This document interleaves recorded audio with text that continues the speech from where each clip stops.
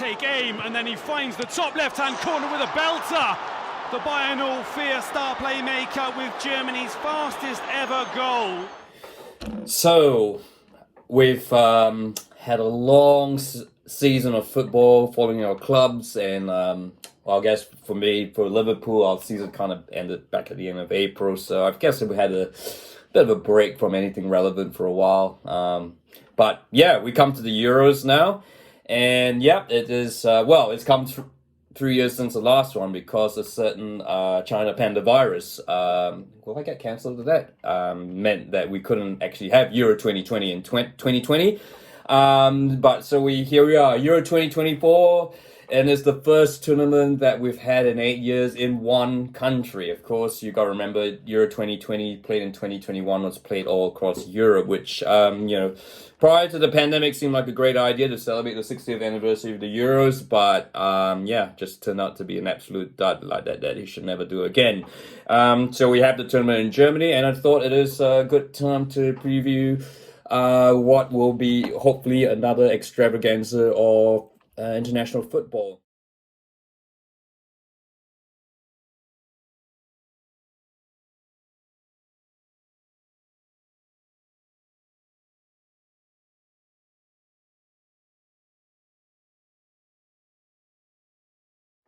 And I think we're all looking forward to international football because, look, we love the Premier League, we love Champions League, we love club football, but it has to be said that club football, the standard club football is so much, the money spent involved it is just gone to fantasy football realms. You've got states owning clubs now that, it's not real football, whereas international football feels like football like it was 20 years ago, or 30 years ago even, I should say now.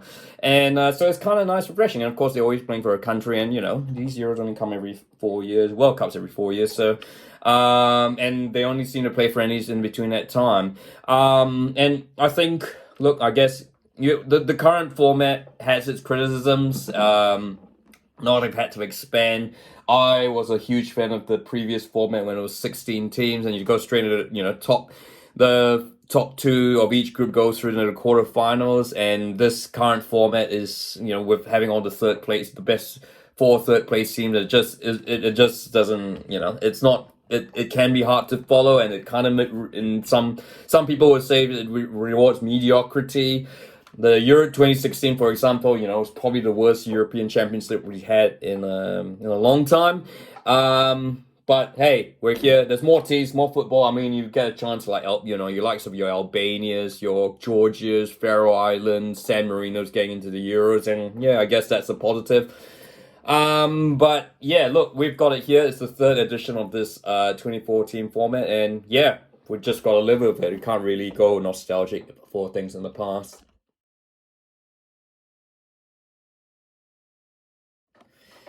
So yeah, Group A, of course, has to host Germany. We've got who hope you'd think that they would be as hosts. They really will be expecting to win this group, and then after that, we'll see what happens. I'm not sure if Germans are actually thinking that they can win this tournament. In fact, I think there's a sort of a feeling of deja vu with this German the Deutsche Nationalmannschaft. Of course, Germany hosting another tournament. Of course, I recall back to 2006, the World Cup, when Germany were hosting, and of course at that, in the years prior, Germany were just not in a good state at all. Back in 2006, of course, 5 years before, they were thrashed 5-1 by England at home in Munich. They somehow made the World Cup final the following year, but in reality, things were really bad with German football, aging stars, no one coming up through the ranks. They had to rethink things. And that the nadir sort of came at Euro 2004, where they finished bottom of their group. And then, of course, this wasn't bad. Of course, people forget in Euro 2000, Germany were absolutely atrocious, and they finished bottom of that group. And now here we are, 2024. The last couple of years for German football hasn't been great. They've been knocked out early of they were knocked out, they eliminated in the first round at the last 2 World Cups in 2018, 2022, which hadn't happened before for the German national team. The last Euros they made the round 16, but England beat them, which again never happens. And so now they find themselves, look, things in German football have, again, seems to come back to the cycle where, German football is in a crisis. But, it seems like this year they've had two good friendly results under Julian Nagelsmann. It seems like they're finally playing a Nagelsmann type football. There's like we're seeing the rise of, someone like Florian Wirtz from Bayer Leverkusen, who is certainly going to, this tournament might come a bit early for him, but he's probably almost going to be the future of this German side. I think, if he gets a couple of goals, if he finishes as top scorer, that's going to be a huge bonus for the German national team. But I do wonder, maybe it might be a bit early, even if he's had a wonderful season by Leverkusen. I think it will be, to be fair, I think Kai Havertz is probably going to be it's going to be the main talisman for Germany, which is a funny thing to say given that he's not really an established goal scorer, but he is kind of like the focal point there of the attack. I guess, if Germany are to win, maybe this could be, they make, there are heaps of players who just average at club level and turn out to be wonderful. And of course, to be fair, I guess Kai Havertz has scored the winner in the Champions League final for Chelsea, so it's not like his CV is completely bare. And so maybe this could be the tournament that Havertz breaks out. But certainly someone has to have a breakout tournament from Germany if they are to really be winners. I think they'll make the semi-finals. I guess depending on what happens, if they finish top, then they should avoid all the favorites. But so we shall see, of course. And then it's really who's going to finish second. Look, I guess there's nothing really between Scotland, Switzerland, and Hungary. I think they're sort of all at the same level.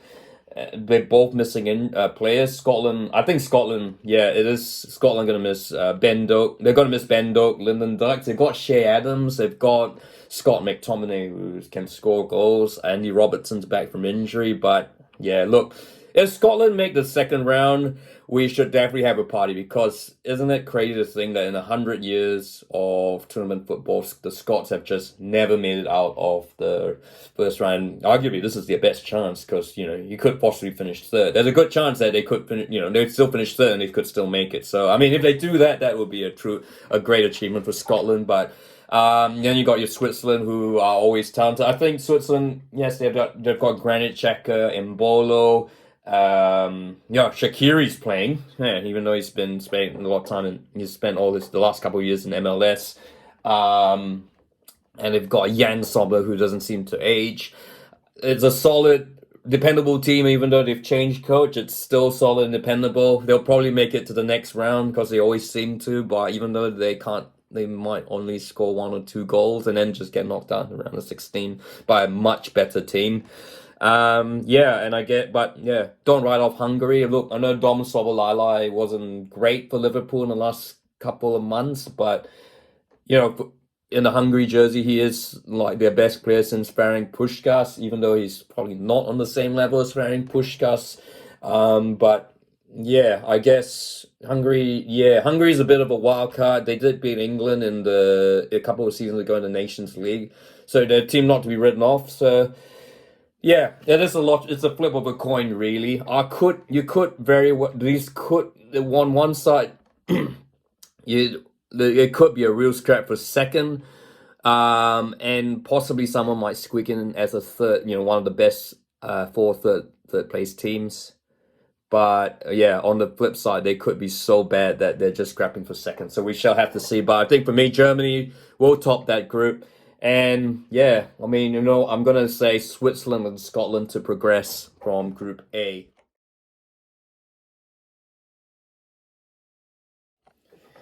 Right, so Group B, it's one of the two tough groups at Euro 2024. I wouldn't say group of death anymore because with the format of the Euros now, where the top 3 sides can go. So it's not really, it's not really a death situation as it was in former Euros. But nevertheless, this is a tough group. Spain, you've got double European champions, world champions. I know it was Spain's last European champion was in 2012, but Spain have always been historically a very, very good team. And this year they're no different. Look, there's some question marks, But the coach De La Fuente is a little bit unknown outside of Spain, but he's been involved in the national setup for a while and is quite highly regarded in the local circles. And with Spain, where they've always prided themselves on nurturing talent, it's he is probably the right person. And yeah, look, this Euro 2024, it's going to be another Spanish team, maybe a bit on the young side. Maybe this 2024 tournament might be a bit too early for this team, but who's to say that if you're good enough, it doesn't matter how old they are. If you're good enough, you're good enough. I mean, certainly look at wow, it's a shame that Gavi's not going to be there. He's really fantastic, but a knee injury in November, it's ended the season. You've still got Pedri. And then you've got Lamine Yamal from Barcelona, who's been an absolute sensation.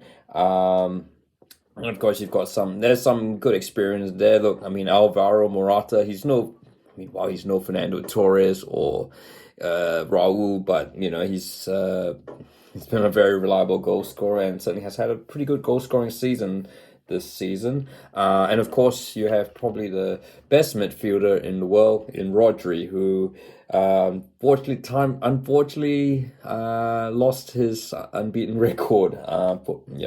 Whenever Man City played, when Rodri's played with Manchester City, they've never lost. So it finally happened in the FA Cup final. But who's to say that's not really matters much for maybe just get it out of the way. But yeah, so this Spanish team is going to be good. And then of course, goalkeeper. I think you'd expect Unai Simon to be the number one, and yeah, there's also along with his fellow Athletic Bilbao teammates, and yeah, it is. Look, the funny thing, of course, Real Madrid being the European champions, they don't really have that many most Spanish players. It's a spectrum of Atletico, Barcelona, Bilbao players, and of course a couple in the Premier League that we know of. So another tough, strong team.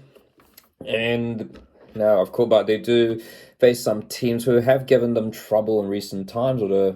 Italy. Well, Italy are such a funny. Italy and Germany seem to be in this. We live in a funny age where until like the last 10 years, it was unthinkable that Germany would never would exit every World Cup exit the World Cup in the first round, and B, Italy wouldn't make would fail to qualify for the World Cup, and these two have happened twice, and it is just such a great. And so what I'm saying is, like Germany, Italy's in a really, really funny spot. It has to be said, the European Championships in recent times has been a bit better for Italy. They got Luciano Spalletti, of course. He's he left Napoli after winning the Scudetto under a bit of a dark cloud, and now he's trying to recreate what he achieved at Napoli with the Italians, with the Azzurri. So far, so good. But it's still early days. There's still a big issue that they don't have a goal scorer, which I think would probably hamper their chances of defending their title. It's actually quite interesting how they won Euro 2020 without a really recognized goal scorer. I mean, no offense to the likes of Andrea Bellotti and Ciro Immobile, but they're okay. They're not a patch on like your Robbie Baggios or Christian Vieri's, Inzaghi's, or even Paolo Rossi from the past. But nevertheless, the Italian midfield defense is stacked. Question marks about goalkeeper. Will Donnarumma start? Who knows? He's not the sort of goalkeeper who likes to play from the back. He's more your traditional type. They're going to be tough, and I think. Look, I think that they're trying to get back to the World Cup. This is part of their journey. Spalletti can get them to like the semi-finals. I think. It'll be tough to win it Italy again, but if they do a decent performance, then it will put them in good stead. And of course, the other team, of course, Croatia, of course, who've made the World Cup final in 2018, finished third in 2022. It's the ageless wonder, you have to say, because, look, I mean, how many times have we called this, the likes of Modric, Perisic, pass yourself by day? I mean, look, I think we should start we should really start to tip Modric playing up to the age of 50, or Perisic, because the way Modric is playing, it feels like he could play on forever. I mean, ultimately there will be a time when he will step down, and I mean the signs are starting to happen at Real Madrid. But for now, he's still a really, really excellent player, and it is, and so I guess look, we've said every tournament in the last 5 years, 5, 6 years has been last chance saloon for Croatia, but they seem to defy the odds, and I can't, I think they will make it out of this group. I'll be shocked if they didn't. And I think they can get the results. They had beaten Spain. They know how to beat Italy, and yeah, who's to say? Look, the European Champions is not. I mean, to be fair, I guess Croatia seems to do much better at World Cups than the Euros, so that might come against them. But having said that, I mean, this could very well be. This is almost certain to be Modric's last tournament. He could. So maybe this could be the chance that he finally wins some silverware. There's other than silver, of course. So so Croatia, of course, they've got Josip Guardiol, who was one of the standouts for Manchester City this last season. A superb defender who can score goals. Really hoping though that Croatia don't depend on Guardiol for goals though. So and it's a stacked team. It's a team in transition, but certainly one that I think could be one of the contenders for the title. A team that's not going to be a contender, unfortunately. I'm really sorry. I'm only saying this because I'm not an Albanian football expert, but I don't look. I mean, it's a bit unfortunate that Albania has to be drawn in this group. I mean, they could have fancied themselves if they were in a more easier group, but I mean, again, Spain, Italy, and Croatia, Albania don't have a chance. But hey, it's their second Euros in a row, so wish them all the best.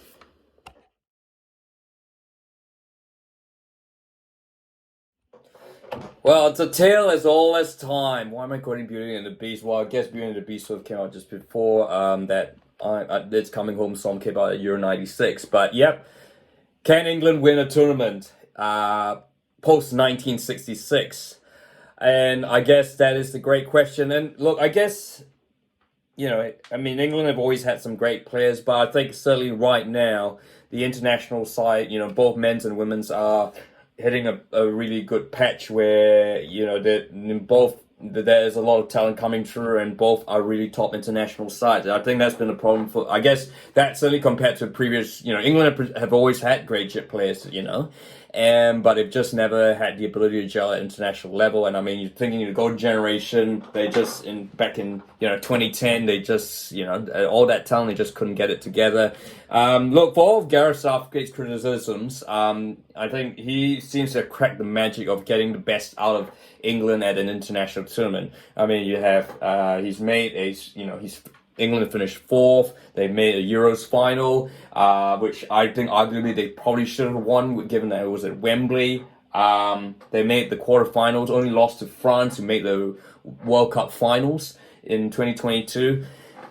The thing is, I guess, and a lot of people, the word, I guess, there's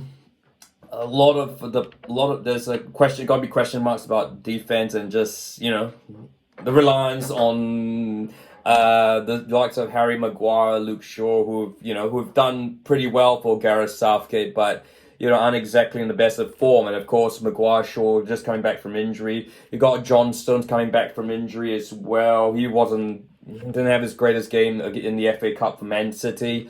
So there's a lot. There's a lot of talent up front, no doubt. You got Jude Bellingham, who could be the first English Ballon d'Or winner since Michael Owen. Yes, Michael Owen won a Ballon d'Or back in the early 2000s.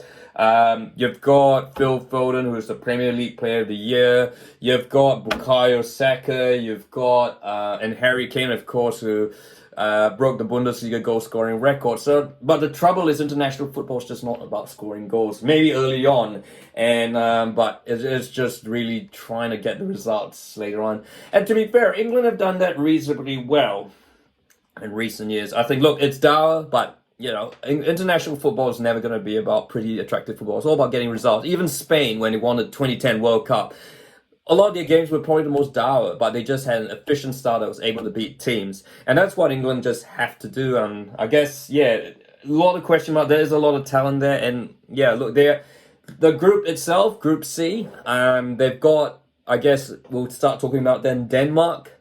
probably at their lowest ebb in a while. I mean, they've come a long way down since that semi-final against England at Wembley 3 years ago. A lot of players have kind of just aged. You know, Pierre-Emil Højbjergs, your Christian Eriksen's, Rasmus Højlund is just not quite there. In terms of it's just not quite. Rasmus Højlund's not quite there in terms of whether he's able to in terms of achieving goals. I don't. It might be in a couple of years, but yeah, I think certainly this tournament is probably too early for him. And so yeah, and I guess Serbia. Look, Serbia are talented, but again, they've always been inconsistent. They could, in my opinion, Serbia could be the dark horses in this group. It's been a while since they've been in the Euro in the Euro situation. In the Euros, be interested in seeing how they go. And of course, then and you've got Slovenia, who I mean, if it was I wish I could talk the same way as about Luka Doncic, but no, I mean the Slovenia team doesn't really have much talent, but they will call. I mean, having said that, Slovenia has caused England a lot of problems in the past, but yeah, I mean, and you don't, it's a tournament. You don't have to have the prettiest, most attractive players. Speaking of so I think Serbia. Look, I guess you got your Dusan Vlahovic, who's still scoring goals recently at Juventus. Maybe hasn't quite blossomed as much as we'd hope. Luka Jovic at Milan, Sergej Milinkovic-Savic, who's playing in Saudi Arabia. Dusan Tadic, of course, he's in his 35, but still a lot of English fans know about him. So that's I think, in my opinion, I think it would be a shock if England didn't win the group. If they didn't win the group, they're not winning the Euros, and that's that. But I think I would put Serbia there, and I think Denmark and Slovenia are hitting home early. So can England win it this year? Well, I think we need a whole video for that.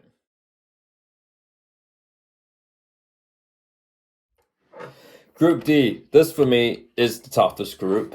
You've got the Dutch, the French. Finally played they played each other in the qualifying section of Euro 2024, and then you've got Poland and Austria. It's got a nice sort of regional flavor. I mean, Netherlands, France, and then Austria, Poland. They're sort of neighbors, and I guess Netherlands, France are evenly matched. I think Poland, Austria are similar.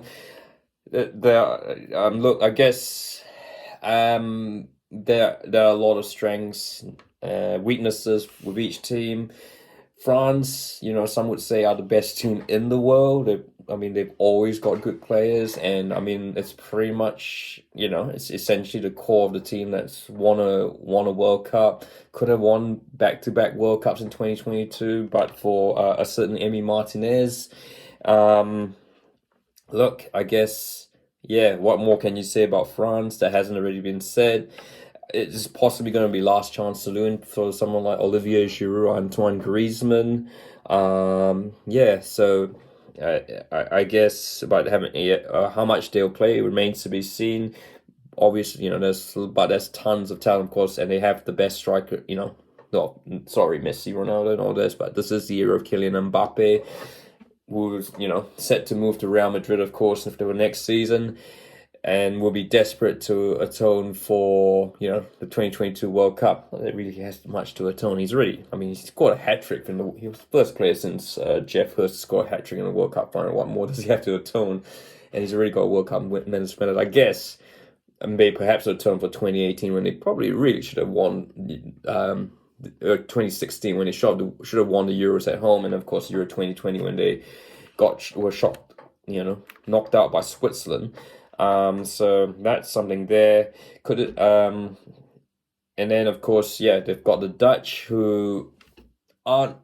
It's not a vintage Dutch side. I'm sad to say, and not necessarily. I think it could be a bit prettier to watch than during the Van Gaal days, but look, I think the Dutch, it seems to be a team that's, I don't know, I wouldn't say the word transition. I think it's just at the stage where the Dutch aren't, they're not yes, they are good Dutch players, but they're just either not quite, they're not quite they're not quite at the peak they might have been many times in the past, like in the 70s or the mid 90s. But they will be competitive. I mean, the Dutch have always produced some decent footballers, and they always, I think it'll be in this format they should really make it out. But it'll be tough. I don't think Poland are going to be pretty good. I mean, Robert Lewandowski is probably in the autumn of his career. Might possibly be this is probably going to be his last Euros. He may squeak another World Cup. But yeah, it's a pretty workmanlike Polish team, and then you've got, and I think the other one is Austria, of course, who under Ralph Rangnick, they've really been revived under Ralph Rangnick. They're kind of going through sort of like a revolution that Belgium had probably 10 years ago. It's a shame, of course, Austria they won't be with their best player, David Alaba. But, I think they've kind of sort of evolved into a team that's not, and of course, David Alaba is a defender. There's heaps of other good players in that Austrian team. And I just say, yeah, this is probably one team where I think that you're going to see three make it out, and I think I think France will top the group ahead of the Dutch, and I'm going to say Austria to make it third, just ahead of Poland. I just think Austria have just got a bit more quality than Poland.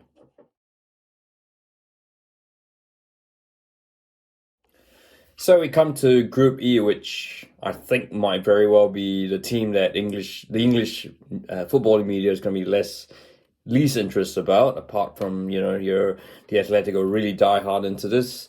When you look at the makeup of the group, Belgium. Okay, yes, they've got a couple of names Premier League fans would know. Of course, Kevin De Bruyne, the captain, who is sort of just has had an injury-plagued season. He's so perhaps maybe fresh enough for the Euros. You've got Yuri Tielemans in midfield. Of course, Romelu Lukaku up front, and Leandro Trossard, Jeremy Doku. Of course, yeah. I guess there's a lot of attacking talent there. I guess the issues is that there's still Jan Vertonghen is still being picked to play a defensive. I mean, he's a great player, but at age 37, they can't find anyone better than Jan Vertonghen. I guess. They've got Wild Face or at Leicester. How I don't rate him, Timothy Castagne, and it's kind of a bit of a worrying sign for Belgium. And at the 2022 World Cup, they were probably the most disappointing team ever, and I guess. It still doesn't quite make sense why Thibaut Courtois, who is easily their best keeper, was left out when he just showed he's fit. He played for Real Madrid in the Champions League final, and I think is still the best goalkeeper. Their options are Corn Casteels of Wolfsburg, Matt Sells at Nottingham Forest, and Thomas Kabinski at Luton Town. So, with a defense like that, it doesn't exactly fill me with confidence. But nevertheless, in this Group E, I mean, look at who you've got. You've got Slovakia, who. Okay, they've got a smattering of good players. I mean, players Martin Dubravka, who sort of has come back this season, has benefited from Nick Pope's injury. You got Milan Skriniar, who the captain, who's from PSG. You've got Stanislav Lobotka, who was one of the featured in that Napoli team that won the Scudetto. But I mean the forward line is a bit. I mean there's Leo Saar from Feyenoord. He's an 18-year-old. Yeah, this is and then you've got Romania, who I mean, I'm gonna admit I'm not a Romanian football. I'm not knowledgeable in this Romanian football team. Haven't been in a while. I mean, there is of course George Hagi's son who played for Rangers, Yanis Hagi, who now plays for Alaves. And of course Radu Dragusin, who just went to Tottenham, but still. I think Belgium's main threat could be Ukraine. Of course, Ukraine, with Ukraine, of course, they haven't played at home since the start of the Russia-Ukraine conflict. Isn't that crazy thing, by the way, that 12 years ago Ukraine was hosting the European Championships, and now they can't even get it. Can't they have they can't play at home? It's kind of sad, really. And they've got all those issues. Yeah, that's now this kit. You probably recognize it because they haven't changed kits since 2021. They've had an issue with their kit maker Joma.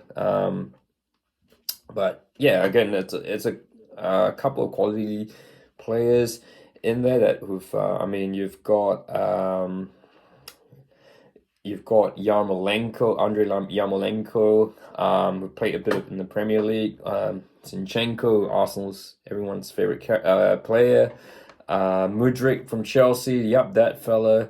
And Artem Dobic, who was Girona's hero this season. So I think if I'm still gonna say Belgium gonna be top and Ukraine gonna be second.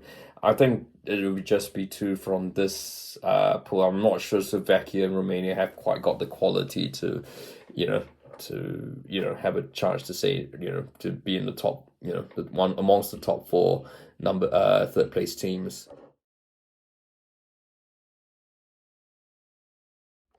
Right, and so we come to the final Group F of Euro 2024, and this could on paper be a bit of a close group. I mean, or Portugal could absolutely blow it out of the water. Portugal is just one of the most mercurial international teams out there. Look, I mean, I think on the flip side, you got to remember Portugal is a really tiny country, and the fact that they could produce this many international footballers of this talent is just really, really remarkable. Having said that, though, they have always had really, really remarkable players. They've also got access to Brazil, who a lot of Brazilians come over to Portugal, vice versa. Sort of like the English, Australia, New Zealand connection, and there's a wealth of talent there. But it seems like every time they have a really, really talented squad, their favorites, they just completely fall apart, just fall short. And then you have Euro 2016, where I mean, yes, it was a good team. I wouldn't say it was the best Portugal team ever, but they go on to win the tournament. So this Portugal team is quite different from those, the Fernando Santos era. They have opened up a bit more, although they are still reliant on Cristiano Ronaldo, albeit I have a feeling it's a lot less than what it might have been 4 years ago or in recent times. It is a talented team. I mean, obviously Ronaldo's going to play because it's Ronaldo, and I think that the Harry Curry, if he didn't start, you've got that there are so many talented footballers out there. I mean, you've got you've names that your English fans be familiar with, like your Jose Sa, Diogo Jota, João Cancelo, and they've got and Paulinho, Bruno Fernandes, and Bernardo Silva. So it is, I mean, on paper they should be. On paper, you'd think they should win this group. I mean, when you consider, okay, you've got a Turkey team that's young, anchored by the experienced Hakan Çalhanoğlu. Arda Güler is probably a tournament too early for him. He's got a lot of promise, but yeah, he hasn't really played much for Real Madrid, so he might have a couple of chances to shine and remind people why Real Madrid got him, but probably going to be a bit too much to ask. And then you've got Georgia, who are probably more well known in New Zealand to be for their rugby rather than their football team. Although, yeah, and look, even their kits this time look like the rugby tops. I think doesn't Macron do the Georgian team's rugby jerseys? And yeah, I guess the other thing, the route that Georgia took was, I mean, to be fair, compared to past tournaments, it was fairly straightforward. So you'd think if Portugal, you surely think Portugal should get the result against Georgia and perhaps avoid the draw that the rugby teams had in the last Rugby World Cup. And anyway, enough of rugby. And then, of course, you've got the Czech Republic, who are probably the Czech, or Czechia, we should call them, probably one of the most vanilla, no offense, international football teams you've got around. Look, there was a time when the Czechs were brimming with talent. You had Pavel Nedved, Milan Baros, Jan Koller, Petr Cech in the same side at one stage, Gabriel Poborský. Nowadays, Czech football, well, I guess Patrick Schick, who is one name, but he hasn't really played that much in recent times. Yeah, and Thomas Souček, but he's not really, he's just really a tall midfielder who has a surprising knack for goals, and he had a very good patch for West Ham the season before. So all in all, yeah, look, I think you on paper Portugal should advance. They should get past the round of 16, get to the quarterfinals at least. And then I think I'm just gonna nail Turkey for second, just because I think they just have a slightly more talented team than the Czechs, and Georgia will unfortunately finish bottom of Group F. I guess the question is how much game time will Cristiano Ronaldo get? I think he's got to be 40 now, surely. Right, so that's my Euro 2024 preview. Pretty high level, and obviously as I make this was sort of made just before the teams were finalized, and so there's going to be a couple of changes. And yeah, I think there is only so much you can deal with. I'll be hoping to do what I'll do, because this preview has gone for quite a while now. I'll probably do another video about possibly having a bit of fun predicting the results, and yeah, maybe doing a few videos during the tournament if anything pops up that might garner some hits. I'd like to hear your thoughts though on Euro 2024. Who are the favorites? Who's going to win this? And what are you looking forward to? If you like this video, feel free to like, and don't forget to subscribe.